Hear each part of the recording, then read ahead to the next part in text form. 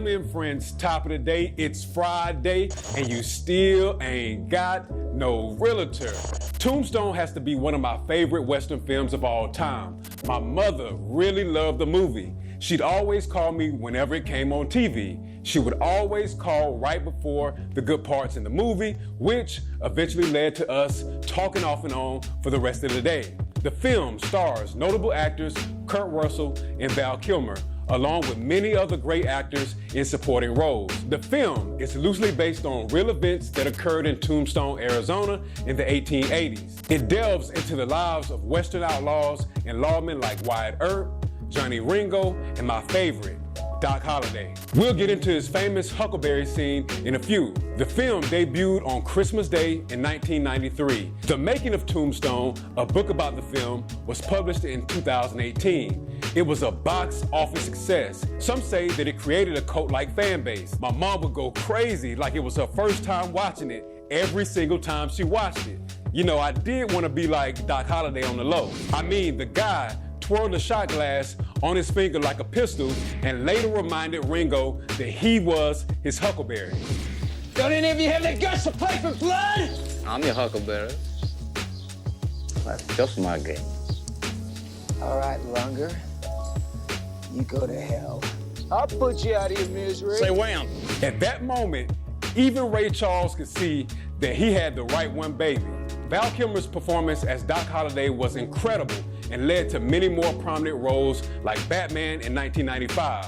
He didn't play the best Batman in my opinion, but that's just me. Let's get into the film a little bit so I can put my spin on it. Now, the whole issue arises when an outlaw gang known as the Cowgirls, the Cowboys, massacred policemen of Tombstone in retaliation. A priest sends out a warning to the gang. Wyatt Earp gets wrapped up in it. Wyatt Earp and Doc Holliday are best friends. Doc Holliday ain't playing no games, and you still ain't got no realtor.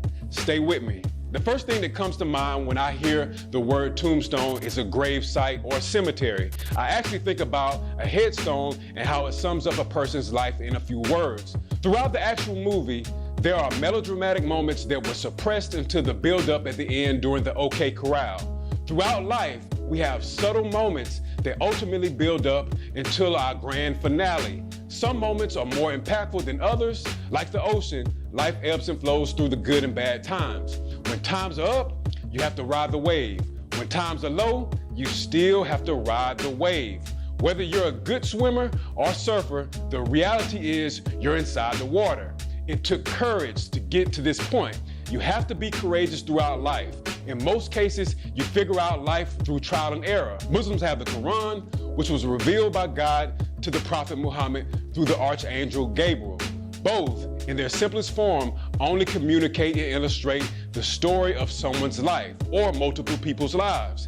Just like the movie Tombstone. Although this is a really good movie, the title alone should have more implication in life. Tombstones are typically placed over gravel and include a person's name, date of birth, and death, along with a personal message or prayer. In the end, along with personal memories, this piece of gravel will be all that's left of us and our existence in the world. What will your tombstone display? How will you be remembered? If you could sum up your life in just 3 words, what would it be? For me, I'm going out like Doc Holliday with, I'm your huckleberry. Better yet, I hope mine will say, happy to help. Make it a great day.